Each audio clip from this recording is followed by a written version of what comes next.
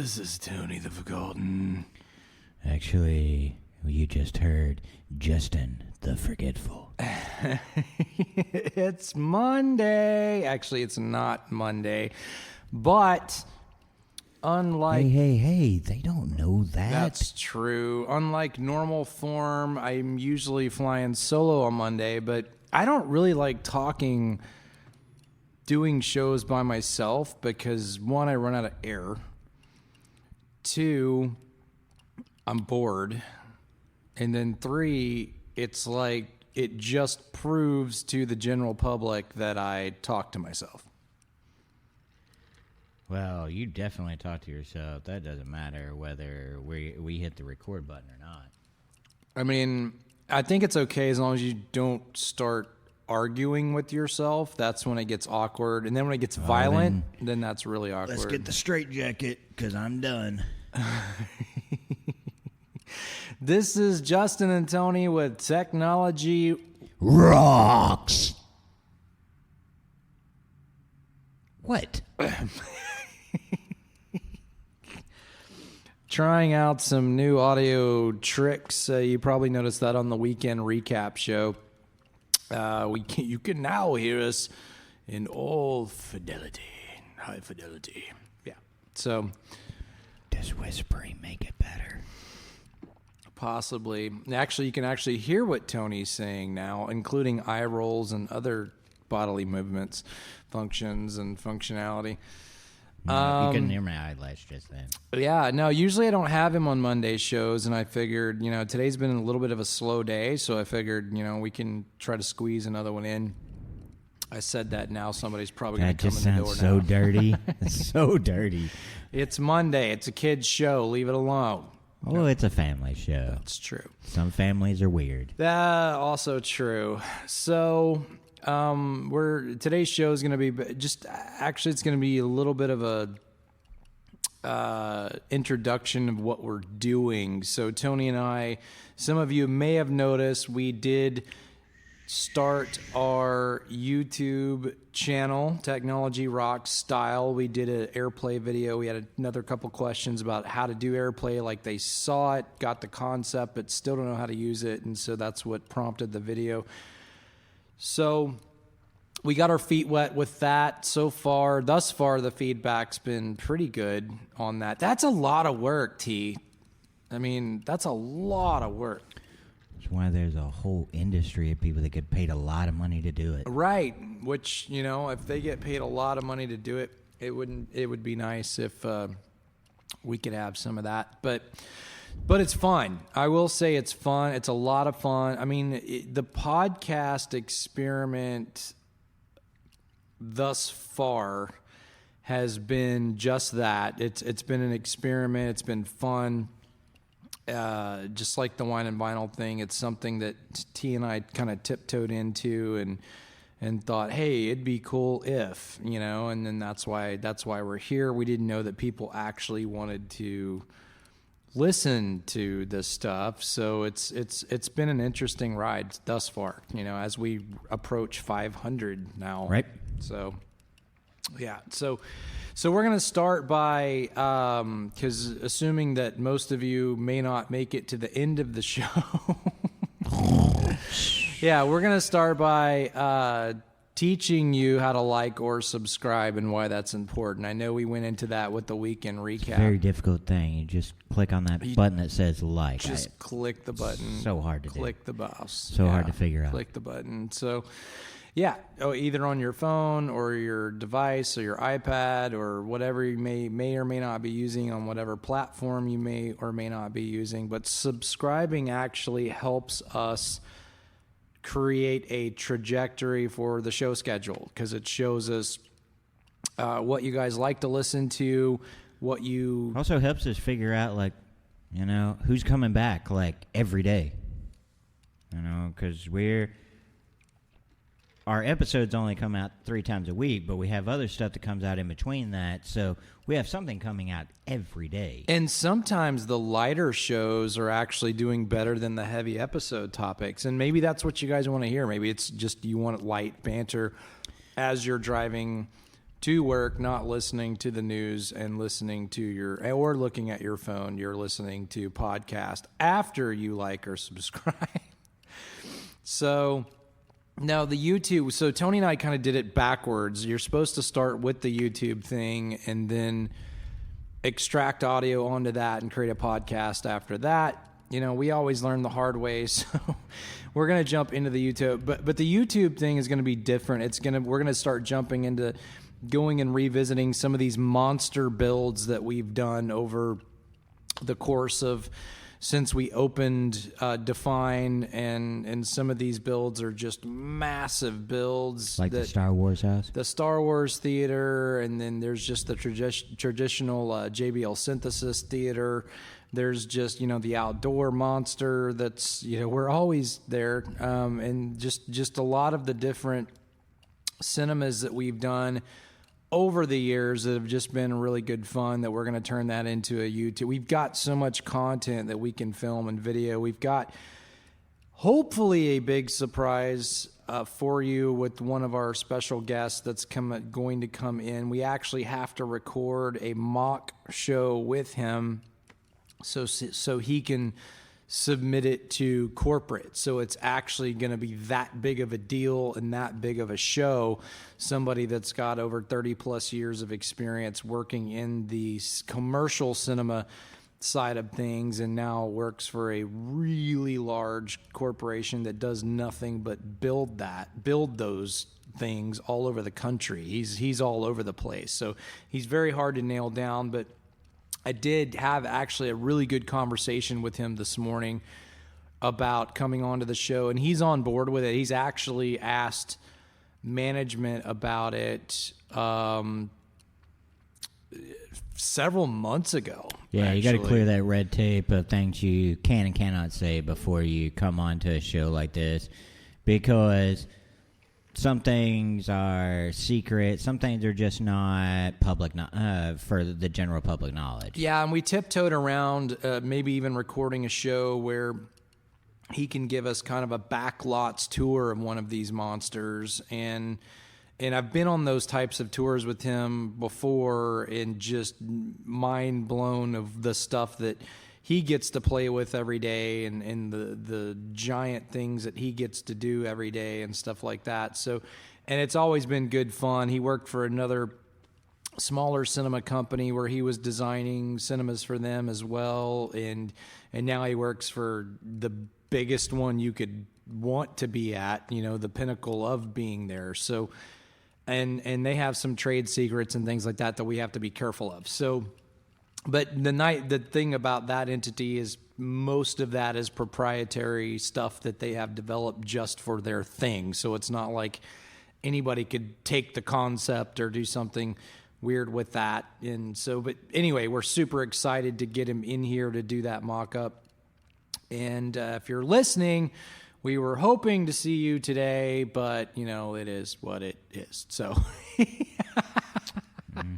No guilt trip. I see how it is. I see it. No, he's a very busy guy and he's an on-call schedule. So it's literally, you have no clue where the guy's going to be half the time. So anyway, we're excited for that because we want to show kind of a contrast between what commercial cinema actually does, which is a lot of where I came from and where I cut my teeth on was a lot of the commercial audio side versus what home cinema is trying to mimic. And so he's very pro add more subwoofers to the system, and very pro, just he doesn't quite totally goes right along with our belief of, bass is a directional beast where you can make a lopsided sound system if you're not careful, and things like that. So, right. And he plays with the big stuff. He's on the big show. He's not, we're not talking about high-end home cinema. We're talking about cinema, so he is in the largest cinemas in the country. Yeah, he's working with some of the largest screens and theaters in the world. Yeah, in the world. Literally screen size largest there are out there. Right. So with that being said, we can't really, even though if you scratch your head lightly and look up at the sky, you can probably figure out what entity we're talking about. But we're excited. We're excited if he can come on board. Again, he's got to go through management. So Tony and I have to do a mock-up show with him and submit that to management just to kind of get a genre of what direction we're going to take that show in. He doesn't foresee it to be a problem, neither did the management, but there's just certain boundaries that guidelines we got to stick within. So, but we're super excited to have this particular person on board. So talk about a monster show, and we're trying to get some YouTube videos out of that, like maybe take a day, shoot the whole day and make miniature videos out of it, so you can have just content out the wazoo with just stuff that lots of folks haven't seen before. So a lot of cool sneak previews, a lot of cool vendor information. May 15th, Martin Logan is actually going to do, we're still hammering out some details on that. Martin Logan's actually going to do a trunk show at our store, meaning they're... So what are they bringing? Like, what series are they going to be bringing to that? Everything except what we have. So we already have the full motion line here, so they're going to focus on the electrostat and what they call the monolith electrostat, which is their flagship largest speaker that they make on that. And then we're gonna have food, and it's gonna be catered, the whole thing. We're gonna have kind of a cool party, hangout, and drinks and all that good stuff. So it'll be a lot of fun. It's the first time we've ever done a show like this at Define. So it's actually the first time a vendor's actually approached us and said, "Hey, you're a masterpiece dealer. Do you want to do X, Y, and Z?" And so we were like, "Yeah, no, that sounds awesome." So more details on that. Right now, the tentative date is May 15th for that event. So it'll be pretty fun, where we're going to have it sponsored. They're taking care of the whole thing. They're going to bring some amplifiers and all that stuff, because they're going to need them to power these things, because this is, we're talking about monster speakers here. So good friends at Martin Logan are doing that. So that'll be fun. Got some new news coming down the pipe from... New news. Yeah, new news. Now you screwed me up. You're welcome. Thanks. Yeah, it's like the episode of Saturday Night Live where everybody's trying to make Justin Timberlake laugh. That's literally, if you watch when Tony and I are shooting something, that's why I just break out in laughter. The sound effects and things are always added after the fact, but half the time he's just doing all kinds of crazy stuff to get me, mainly because he's behind the camera and he gets to. So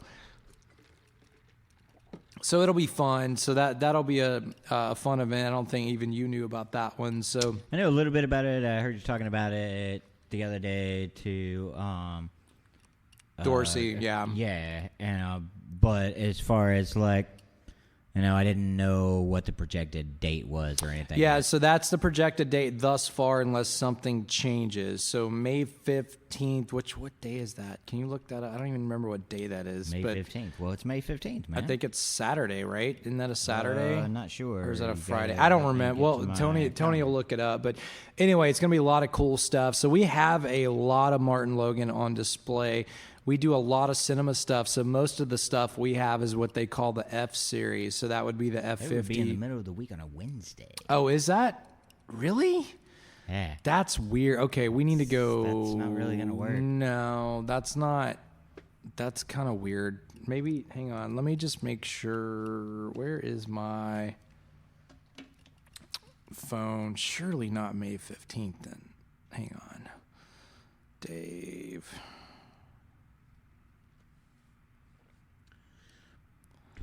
Let us see. No, it said May 15th. Yeah, we need to reschedule that. That's when Wednesday is not a good. That's like hump day for everybody. Like, hump day. Like in the middle of the week. So we'd rather be on a weekend. But anyway, so I know it's coming. I know we plan on doing it. We already have their F series on display, which is typically used in a cinema application, which rightly so. It's a great snap, crackle, pop synthetic sound speaker.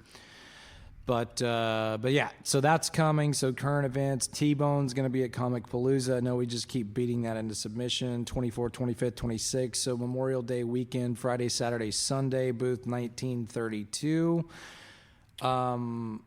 Get your name on the list now for commissioned artwork, because the spots do fill up quickly, and you don't want to miss out on getting your own original piece. And when you commission me to do something, you get to actually be in control of what I'm drawing. I will also be there for commissioned artwork. Yes, his stick figures are not so good. Bar none. I can Not draw so good. a mean stick figure. I will also be there for you can commission me as well, and I will You don't have to go ahead of time to get on his list. I will happily sign Tony's artwork for him if you need me to. That's no. okay. I do random dots on things that Tony draws, so I can take credit for just a little bit of it. Most of the time he doesn't notice, but a lot of the time he does notice, like, what'd you do? So yeah. So that's coming up. Sip and paint, or paint and sip. I don't know what it's called. Paint. Okay, sip and paint.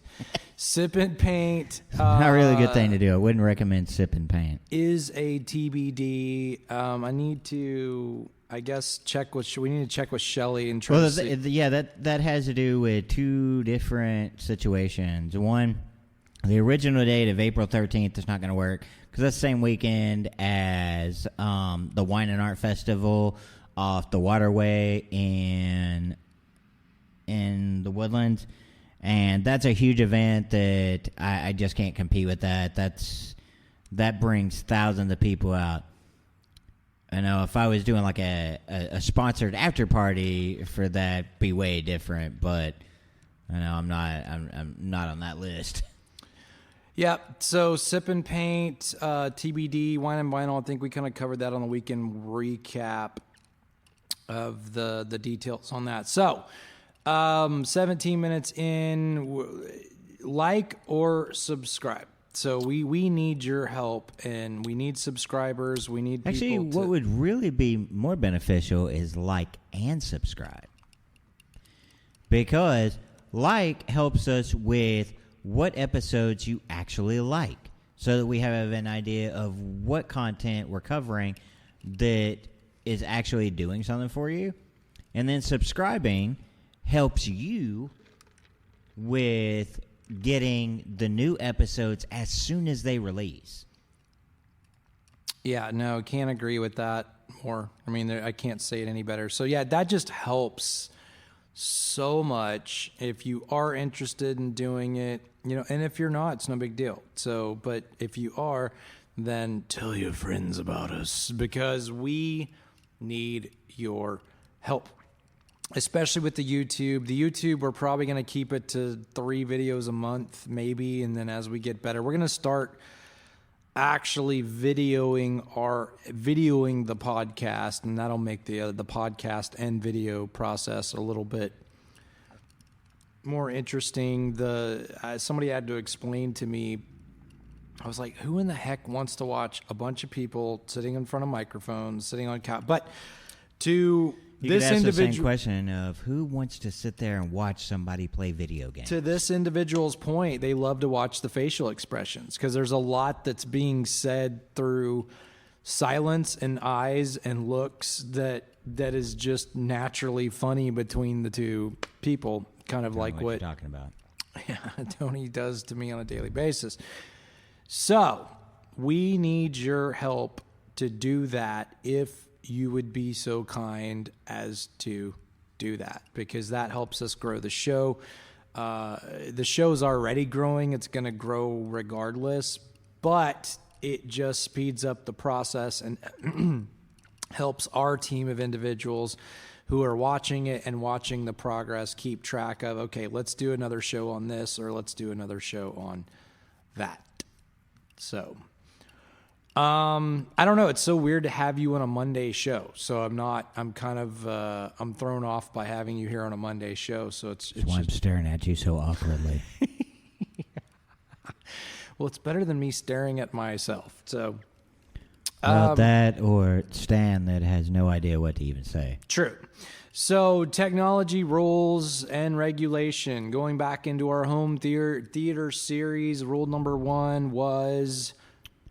Make it an experience. Rule number 2 is... Experience. Make it experience. Yeah, and rule number 2 was listening is subjective. And then rule number 3, not really a rule number 3. I need to change rule.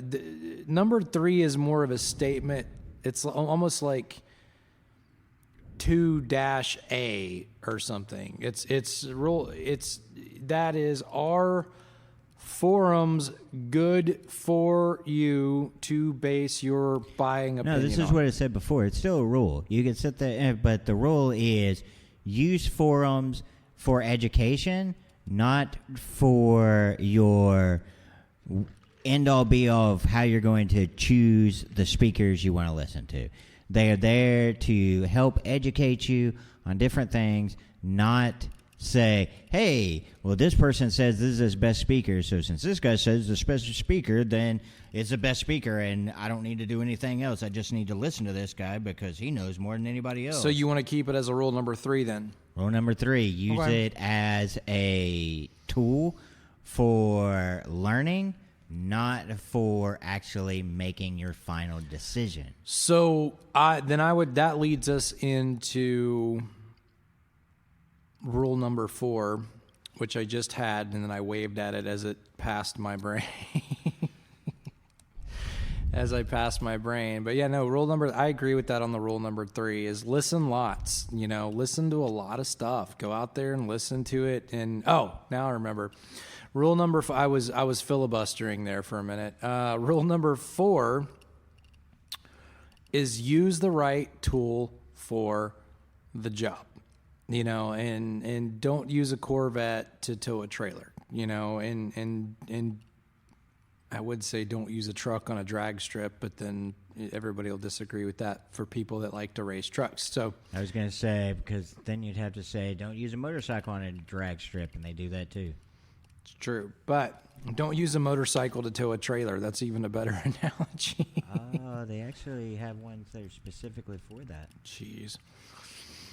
So what I would say is research, talk to experts to make before you do your buying choices. Do not take a speaker that has what we call a horn tweeter compression driver and put it in a small room. Use that in a large room. Use the right tool for the job. Lean on your expert for that. Just because some Looney Tune on a forum says that he has it and it's the best thing in the world doesn't mean that it was built for that particular application. There are certain speakers that I absolutely adore for music, and they just don't do movies well. They don't translate well into movies. And then there are some speakers that I love for movies, and then when you want to listen to connoisseur type of music or use it for a connoisseur type of music experience, it does not do the job well. So it just, don't roller skate in a buffalo herd. Can't roller skate in a buffalo herd. Yeah. Do it. Yeah. No. So that's what I'm saying is there's lots and lots of research out there of what speakers are to be used or what speakers will have the best end result in certain applications. And then let your ears be your guide. Some people are they just love a certain brand and they don't care what the expert says, and they'll throw them in there and their ears will be bleeding and they just love it. And that's okay. That's okay. If that's you, then there's nothing wrong with that because it's subjective, right? Yeah. I mean, you're gonna sit there and you're gonna like what you like, but like what you like based on an educated decision. Even if in the end you end up picking the speaker that we disagree with you on, that doesn't matter. at the end of the day, you're the one that it's going to be in your theater or your media room, and you've got to be happy with it, not us. We're just here to help guide you along the way. Right. Yeah. And that's what it boils down to, and that's another topic that kind of leads into another topic is, should people be used? Are you compromising one experience over the other when you make it a dual purpose room? Because I would say depends on the listener, because some people can't hear any of the differences that we're talking about. And then you've got people that claim to be able to hear someone's lips separate. Right. Well, the thing about that is, in a 2-channel situation, you need to tow in your speakers for imaging.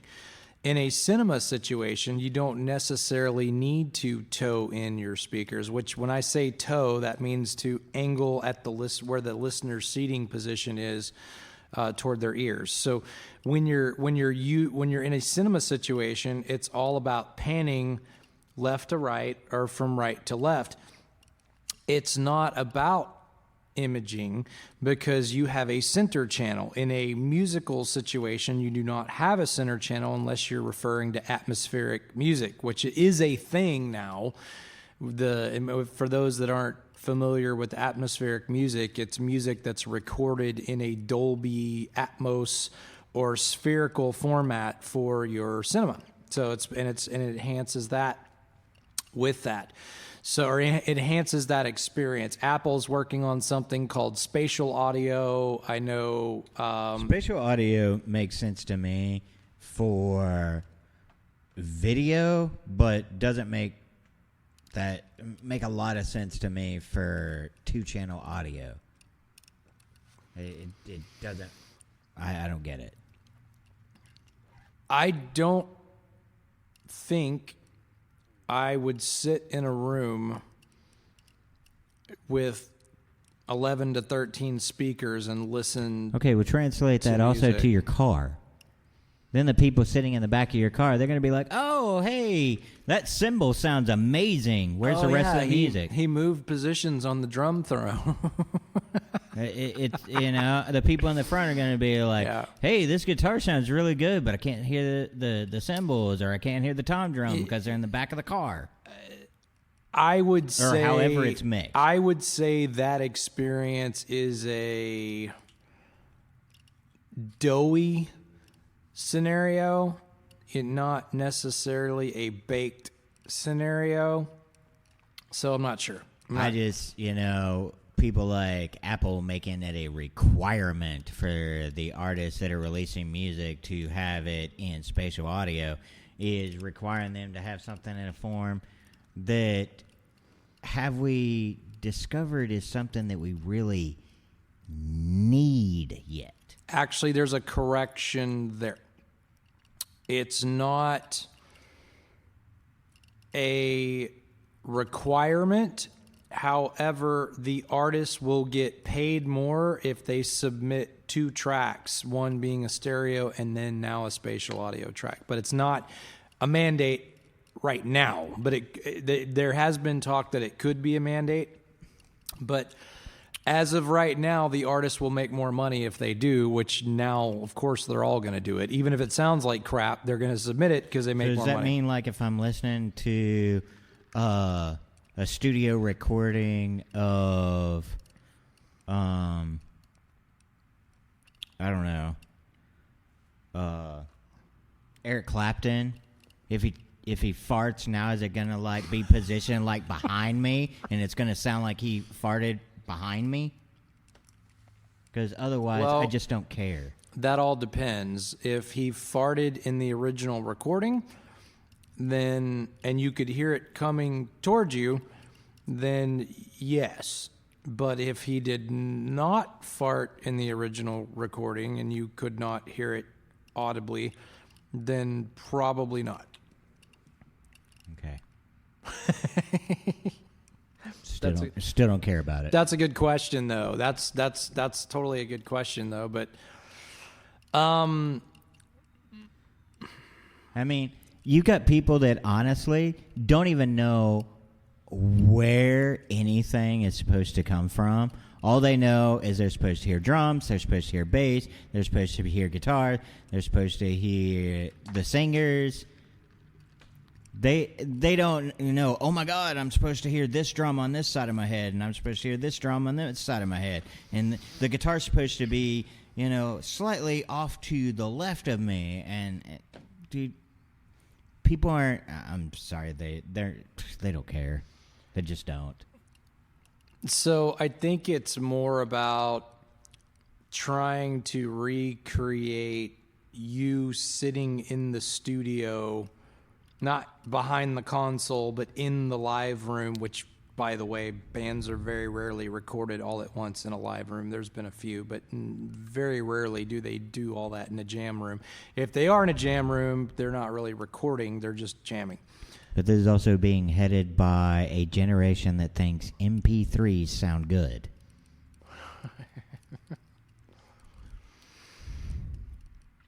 I don't know.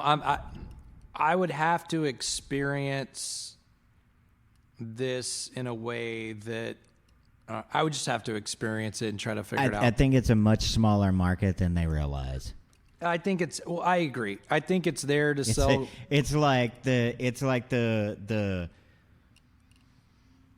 audiophiles. That is a much smaller group that really cares. Can they hear?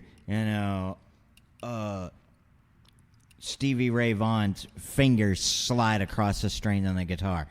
Very few people could care less about that. Very few people are going to say, oh, I can actually hear the hum from his Tweed amplifier.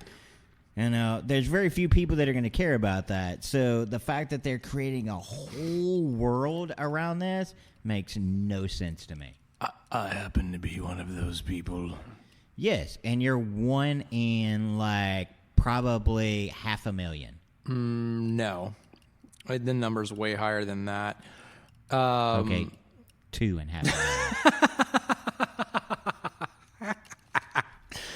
No, it's way higher than that. I think that's more important to somebody that's a musician, just because it's like home to them. It's imperfection to me. When I listen to a recording that's too perfect, I don't like it. There's something wrong with it. Just it's kind of like looking at a picture of your favorite actress or actor, and it's too perfect. It's not beautiful. I mean, it's almost doll-like. It's called AI. Yeah, well, that too. Right. Well, exactly. And yeah, no, I do think it's cool that on a certain pairs of speakers that I can hear Eric Clapton doing a percussive thing with his finger while playing Layla that most people can't hear or pick up on, but you can hear it if you have the right set of speakers. To me, that's neat, but I don't see how spatial audio or Dolby audio. Spatial audio makes total sense for the cinema experience, but for the listening to music experience makes no sense to me. And anybody out there that wants to say I sound stupid for saying that, bring it on.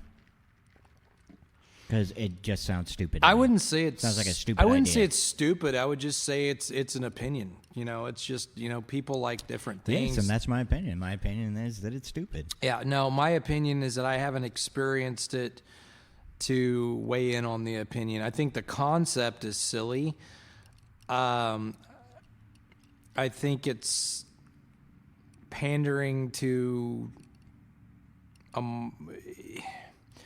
in most cases, music doesn't sound good on cinema speakers. It just doesn't. Live music is different because live music doesn't sound good hardly at all anyway, but it's the crowd roar, and you're seeing the artist on the big screen and all that kind of creates that frenzy for some people of being at a live event. I've never experienced that. So my question on that thing is, if you're gonna do that in spatial audio, every time they change a camera angle, that's going to change your listening field then. Yeah, it should. Which is just like a video game. In a video game, if you're playing a video game, I've actually watched this on a Trinov on the back end, where it shows what channels are playing what. If you go internally into the inner workings or inner menus of a Trinov, as you move the character on the video game, the sphere pans this way too. The audio sphere pans with your video game, and that's how a video game is created. But think about with concert videos, how quickly it changes from like focusing onto the lead singer to then the guitar player is running across the stage and they chase him then, and then they pan out and they show the whole crowd then, and then is it gonna like come around to where all of a sudden you hear more? Well, that's what I'm saying. Then? I don't know. I don't think it's concert. Again, most live concert audio has to be so doctored after the fact because it just is. Most of it's garbage. Most of it. Unless it's something like a Radio City Music Hall, like with Dave Matthews and Tim Reynolds, where it was. People weren't yelling and screaming the whole time, and it was something that was an intimate venue and setting. That's different than when you go watch Nine Inch Nails live or Red Hot Chili Peppers live or whatever you're watching or Metallica Symphony live. It's one of those things where As I Lay Dying. Yeah, it just whatever, you name it. And most of that audio isn't great, but if it's something like I watched the Ed Sheeran event on Apple that was recorded in the Apple, whatever, Cooperstown, whatever it was, Cortana or Cortana, whatever the heck they called it. I don't know what they called it. The new stadium that Apple built in California on their headquarters. When they had Ed Sheeran out, and it was a live Ed Sheeran concert, and it was a very intimate thing, and it was very well recorded. And there was a lot of panning and spherical panning. And I think that was more of an experiment just to see how far they could take the envelope and make a difference. But it wasn't your normal concert where people were yelling. Like you don't have this constant hiss in the background like you do with most live recording. So right. I don't know. I'm not going to check it off the list, but I can tell you this. You and I were at a CEDIA 2 years ago, I think. Mm-hmm. 2 years ago. So. And we went to go see this 15-channel system, and I'm not going to say the vendor's name, and it was an all highest-end series in-wall system that you could see. And you and I walked in there several times waiting for them to audition a movie. And they kept playing atmospheric and spherical music. And it was everything from Bohemian Rhapsody to Guns N' Roses to Def Leppard. And all stuff that was not filmed in atmospheric. Right. Not but there was nothing on the TV screen except the cover work of whatever they were streaming. And you and I kind of looked at each other and like, what are we doing? Like, what are they doing? Like, when are they going to start? In fact, I even talked to that vendor. And yes, I'm not mentioning your name, but you know who you are. And I said, hey, when are they going to start showing like some movie stuff so we can hear this thing really hit and open up? And they were like, oh, no, I think this is what we have planned for the deal. And I was like, well, you don't have any movie trailers? Like you can't walk over to Kaleidoscape and get a server real quick and hook it up? So people that came to hear this giant $20,000 AV receiver with all that video stuff at a video convention, right? Yeah, no, and it was lackluster for me. But then when we were painting, I wasn't painting. God, you don't want that. We were painting the cinema, finger paintings, right? No, we were just changing the room color and listening to atmospheric music in a cinema aspect, and it was Appetite for Destruction, an album I've heard a million times, and it was pretty neat. I don't know if it was neat enough for me to just do it again, but you could literally hear Axl Rose running from one side to the other, but I just don't know if I want that, because to me that's not how it would sound if I was sitting in a live room with them. You know, he wouldn't be running from one side of the room to the other. He would be standing still just like we're doing in front of a microphone and singing his face off. You know, so I'm with you. I think it wasn't what we were jumping into today, but it's fine. I like the topic. I think it's more of a TBD thing. You know, it's just it's interesting, but I don't know if it holds my interest. You know? Well, mini discs were interesting too, and look at where that went. So mini discs were created as a format that would not skip in the car. That's why they were created to begin with. But smaller the disc, less jitter, less room for error when it bounces and things. And then the problem is Sony did not want to share their tech with everybody else. They wanted to be the only person that sold the player, and that's why they died. And because of that, there were also only certain artists you could get albums of because they had to be a Sony artist. Yep, that was also a thing too, and which now they have a lot of But artists. hey, just like the mixtape, I could make my own mix CDs of whoever I wanted to on those discs. F you, Sony. Tony makes a point for physical media. Ding. Yeah, no, so I don't know. I don't know what the world holds for that. I do know that there is an opening for more video to be shot in the live music category. Video makes sense. Right. Yeah, Video makes sense. Just listening to an album, I'm not going to sit there and pull out my old Appetite for Destruction album or my Megadeth Symphony of Destruction, or any of that stuff, and say, oh, man, now I'm going to be sitting in the middle of the band. But it's going to be awesome. You know who would be cool to listen to in spatial or atmospheric would be 9 Inch Nails. Pink Floyd. Skinny Puppy. Pink Floyd. Skinny Puppy, maybe. It was barely music to begin with. But what I'm saying is Ministry, Tool. Einstürzende Neubauten would be awesome. Tool would be awesome, in atmospheric or spherical or spatial. Like that song you love so much, you would want to hear that in atmospheric. For the love of all that is holy, I'm going to put a sign on the building that says... Is it going to be like the no stairway sign? It'll be like the no stairway sign, yeah. But for chocolate chip drip. It's just... That is the most... unmusical song. Do you remember the time the guy kept us after hours? Which time?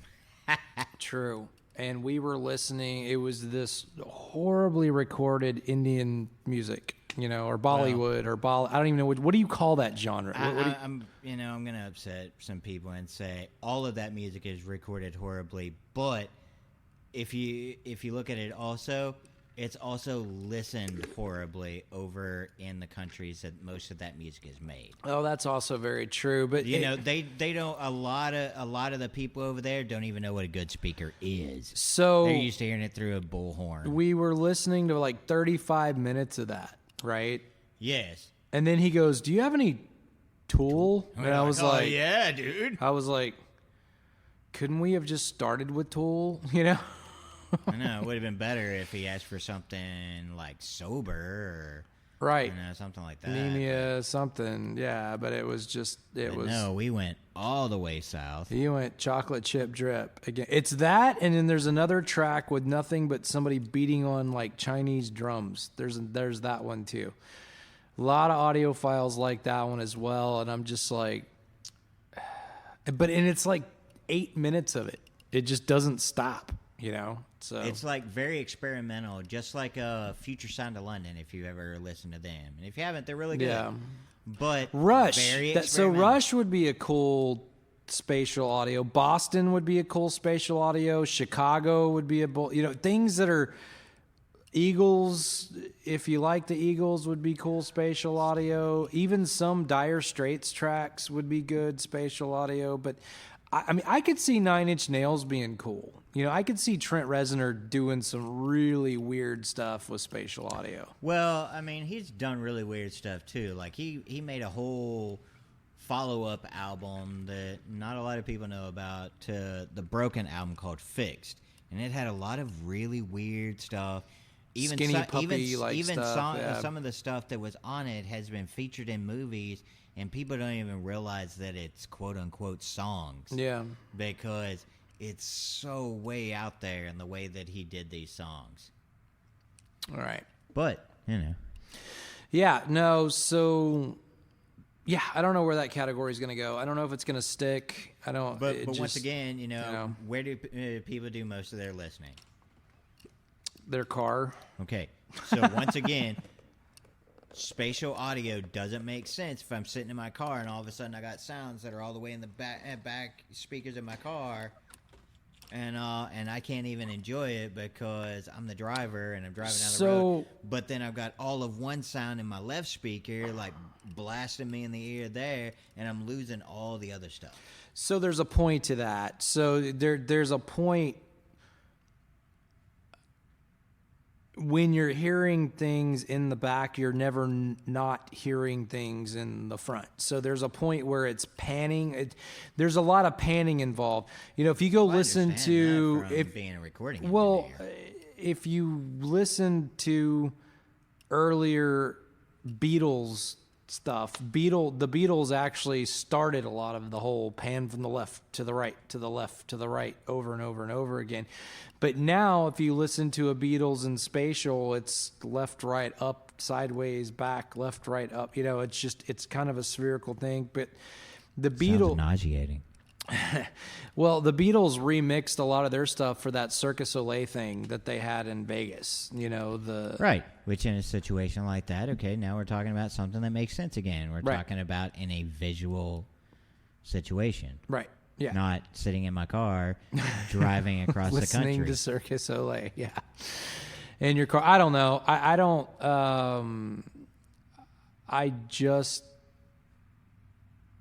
I don't have a heavy opinion on it. I understand the tech behind it. I understand the methodology behind it, but I can't tell you how disappointed I was when I wanted to go see this system. We drove to Dallas to go see this system, and that's all they were playing. And I was just like, really? So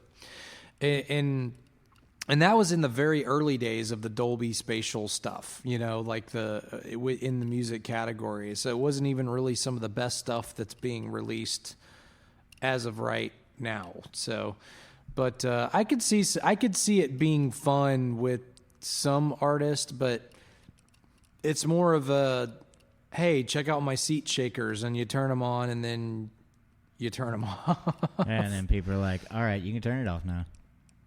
Right. So, yeah, no, but going back full circle, do you have a compromise? Are you compromising something with using an audiophile grade speaker in a cinema? If you go to a cinema, they're not using audiophile grade speakers. They're using DJ speakers. If you want to be honest about it, they're using QSC, they're using JBL, they're using Dolby or STS or Myers, or I think Myers is STS, but they're using Klipsch. Klipsch is another one that they use. So, that's what they're using to reproduce movies. However, you have to keep in mind that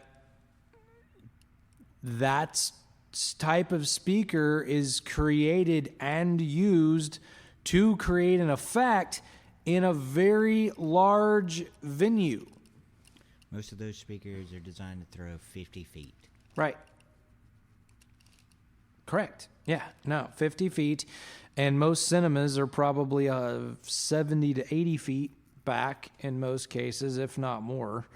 But, especially the stadium ones that kind of arc up and everything else. And, it's actually what people don't realize is they a lot of times want to sit closer to watch the movie, but if they want the better sound, they sit further back. They need to be in the middle, actually toward the middle or toward the back. Yeah, not the very, very back, but yeah. No.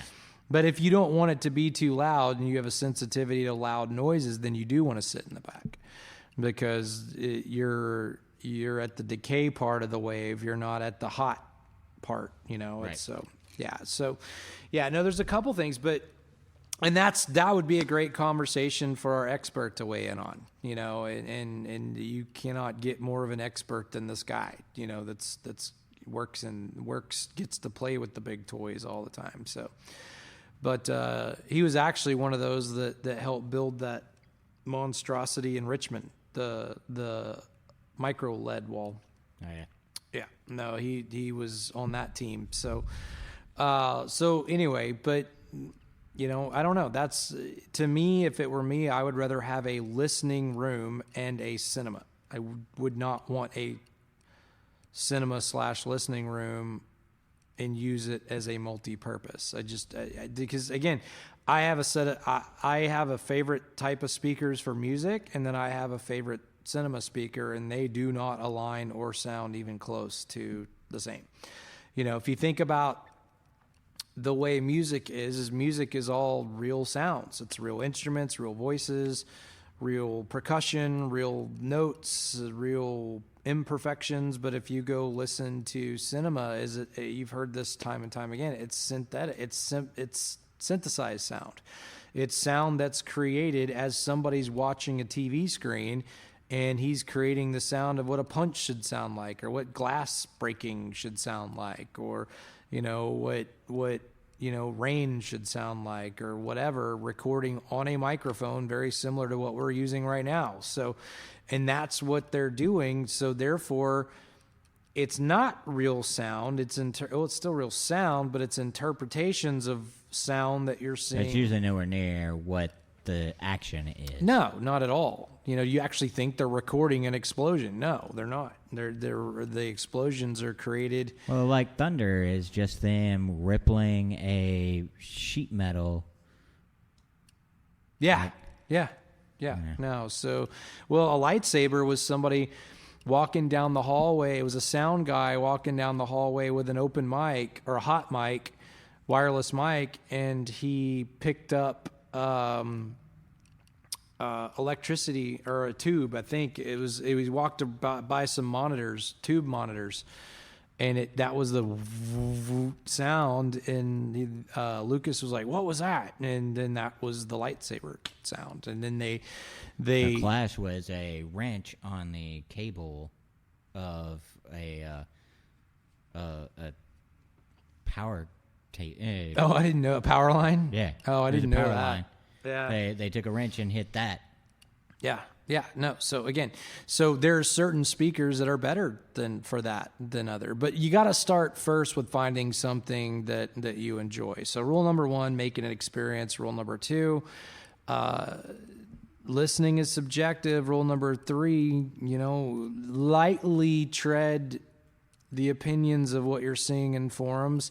You know, take it as a guideline, maybe as something to read about more, and what I call dog ear market or bookmark it or dog ear it, and then move forward from there. So, and then rule number 3, what was rule number 3? Rule number 4. They're all running together into one big rule. Use the right tool for the job. That was the last rule, is use the right tool for the job, use the right tool for the application. And we're going to get into the nitty-gritty of the brands and all this other things. But the 4th rule, use the right tool. Don't use a dump truck for date night. Depends on the date. If she's that big, then you might want to reevaluate things. Oh, ladies and gentlemen, I think that's a cast. It's good to have you on board on Mondays, man. We just, you know, it's I can't tell you. Mondays have been hard for me. I think the past 2 on a Monday I've done on my own. Yeah, I think for sure it's been the past 2. Yeah, I was actually just thinking about making it Wednesday and Friday, but you know, you guys like content. You consume it. So it's like if we have one day where it's off, then it's like numbers fall through the floor. So, but you should catch up, because a lot of you haven't caught up on some of these episodes too. And share these episodes with your friends. You're not on the mic. There you go. Share these episodes with your friends. If they're nerds like you, they'll want to hear this also. If they're nerds like you need to invite them.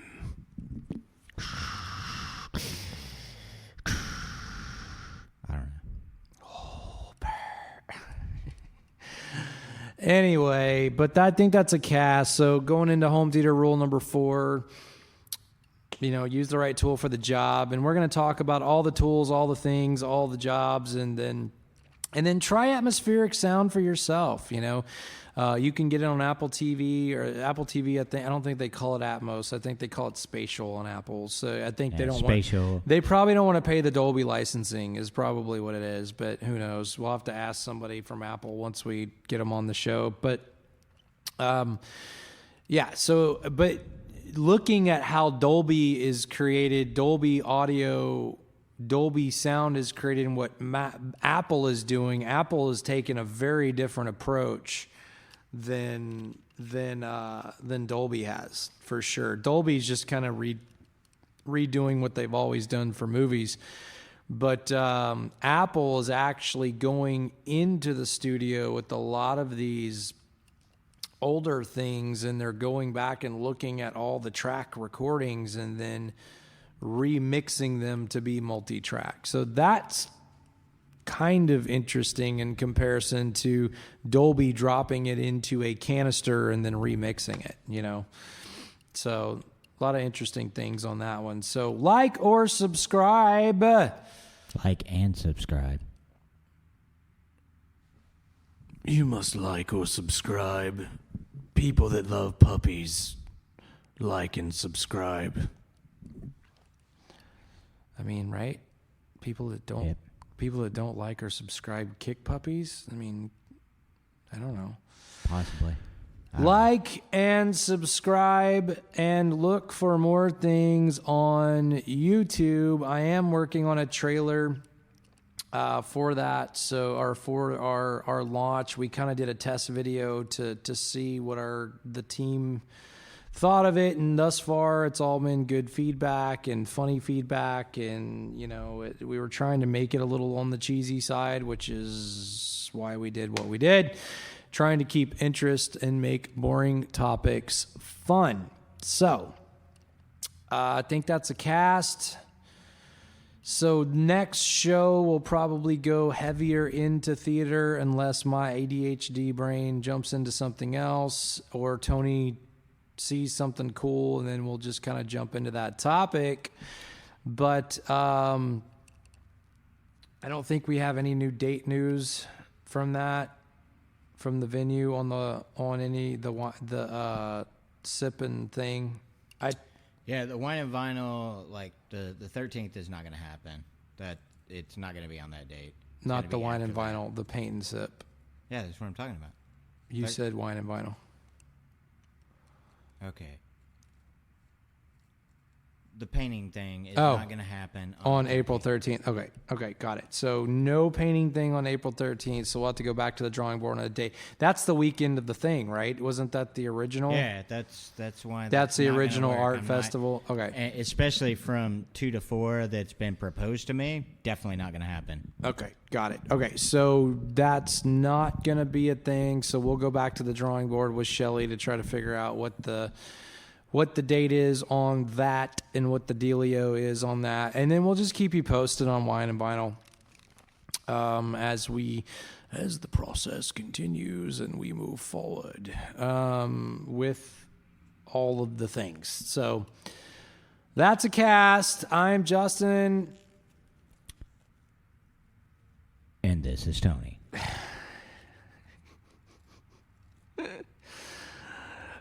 And this is Technology Rocks. And remember, only good people like and subscribe. Don't be a bad person.